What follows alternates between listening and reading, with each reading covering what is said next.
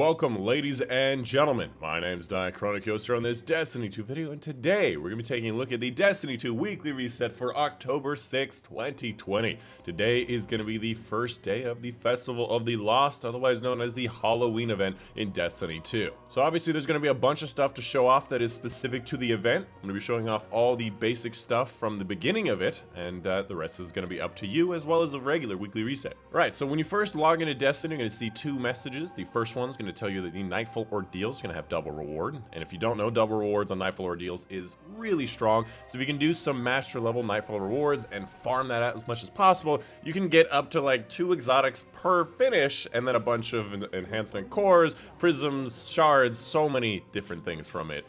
And enhanced mods as well. It's such good rewards, just definitely do it. Unfortunately, this week, I believe, is Garden World, and that one's a bit touchy. The second message, we'll be talking about the Festival of the Lost. So let's go ahead and get started by talking to Eva Levante. She's going to be the vendor for the event. She'll have the quests, she'll have the different rewards and whatnot. I imagine she's going to have that special reward we've been looking forward to, which is to say the auto rifle. The auto rifle, yeah. Anyways, if you have the mask from last time, you most likely can use those as well. You have a repeat of the Masquerader's hood if you also want one of these.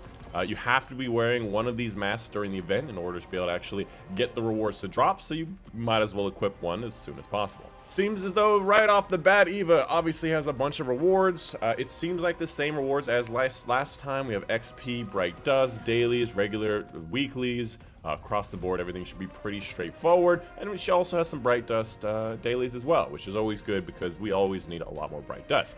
As far as the masks go, same as last time. It's going to be costing you 10, 20, 30, 40, and 50 chocolate strange coins, and this last one will also be 10, but you have to finish one of the triumphs. For the other ones, it's going to be pretty straightforward with candy payments, so if you wanted any one of these items, this is Guiding Light Public Defender, pretty much the best role you can get, and you can obviously get more of the mask if you wanted any one of the masks. You can also spend your extras materials on getting some rewards, which is, I remember last time, not very good, but maybe they made some modifications to what's inside of these bags. Of course, keep in mind that I will be trying to make my ultimate guide for the Festival of the Lost for this weekend, so if you want to know about every single little bits information, best farming methods, and everything about this particular Festival of the Lost, make sure you stay tuned for that weekend video, because it will be going over everything for the Festival of the Lost, and I'm going to have enough time from Tuesday to Sunday to be able to make that actual guide look good. Right, so the first thing you need to do in the actual quest line is you gotta go visit Spider. I imagine that it's gonna be the same as last time. You have to go around to a bunch of the different vendors around the different areas, and eventually you're just gonna get another toothbrush or something similar.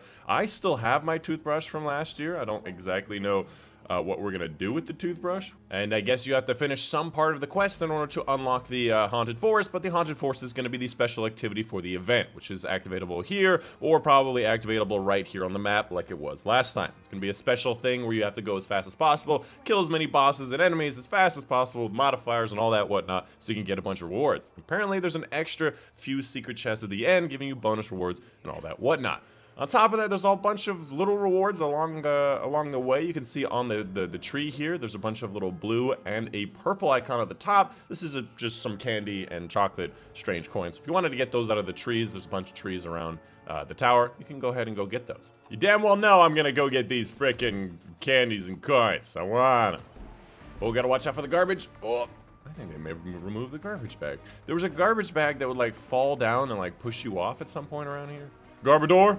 Any of my Garbador fans out there? I was looking forward to Garbador this year. Moving on with the regular weekly reset, starting up with the Nightfall Ordeal. Like I said, it's going to be Garden World. It's going to be the big purple Cyclops at the end. The modifiers are going to have Overload and Barrier, and for this particular Nightfall, I believe the Legend 150 difficulty is going to be what you need for that 100k. For the regular Nightfalls, we have the Paramedian, big Sniper Hobgoblin at the end. We have Will of the Thousands, big Worm God guy at the end, and then finally Broodhold. It's going to be that splitting wizard at the end with no Nightfall unique. The heroic modifier for this week will be Arc Cinch, and a lot of things like to line up on Arc, so most things will be on Arc Cinch. For the rotating Crucible playlist, we have Supremacy and we have Countdown. Both modes, I believe, will be going away next season, so if you need triumphs or whatever for these, make sure you do them now. As for Reckoning, this week it will be the Likeness of Oryx, and with the Likeness of Oryx, all the weapons that are available, and again, with Arc Cinch. The Flashpoint this week will be taking place on Nessus, so public events, lost sectors, and heroic adventures should be done pretty quickly because this is is a great planet for public events. For the menagerie this week, we have Arnok, the big ogre at the end. For the regular mode, like I said, we're going to have Arc Singe, and for the heroic version,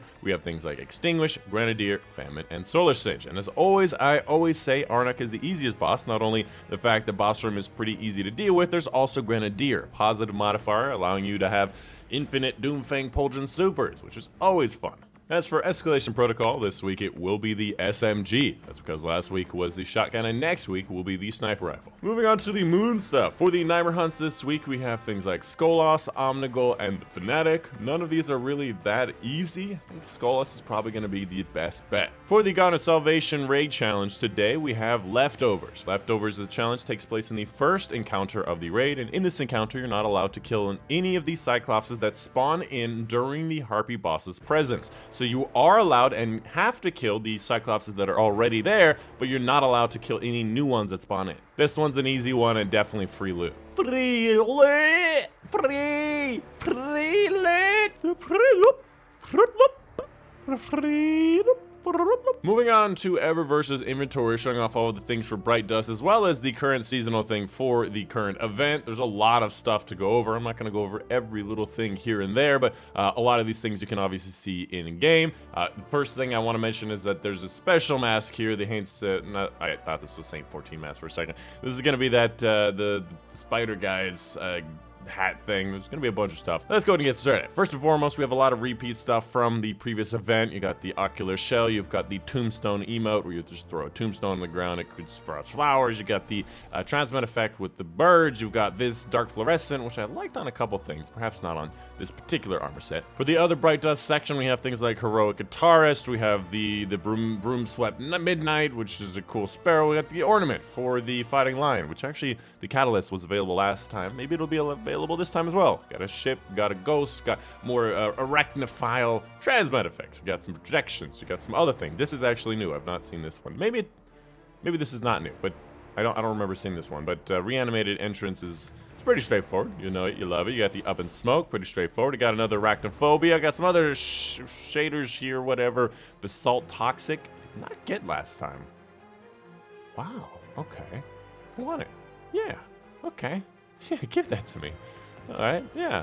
I might as well grab them all, yeah? Because, you know, I want this whole set of line double checked. Yeah, I'm double checked. Are you double checked?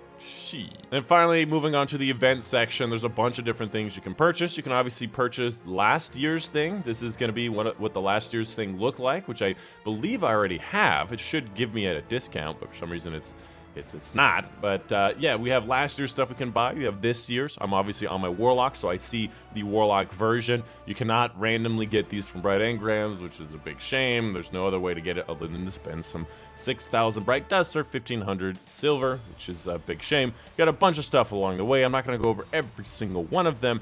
This is a cool looking Gosha, let me tell you. Got a bunch of stuff that's really nice. This is definitely a new one. People are looking forward to this little kitty cat here. A lot of these things are actually just really, really cool. I definitely do like the Hunter armor this year.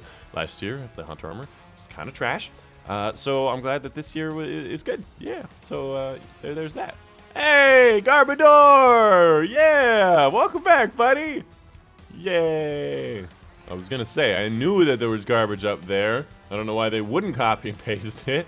Somebody must have just stolen it and brought it down there. Yeah, exactly. Every single time we go through one of these events, I'm just so enamored by the decor that Bungie puts up. They have no reason to put, like, decor over here. Like, even when the Drifter was back here, like there was no reason to put, like, all these things and stuff. And it's just beautiful. Again, you have more candy and chocolate strange coins of this tree, so I'm just gonna go ahead and grab this for just to show you that it's there, not because I just want it. 2, 3. All right, I got it all. Let's go. Honestly, I think that we should have a freaking crazy scavenger hunt for all the Tower candy. It should just be everywhere. That's what I said last year. Oh, there's another one I missed. Okay.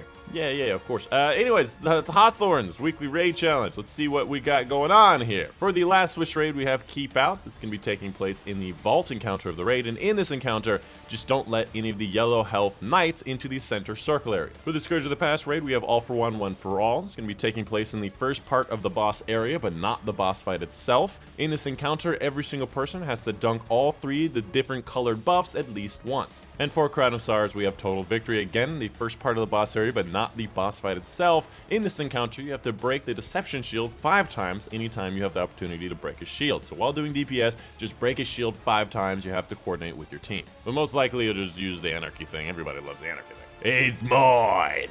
Got it. Yay!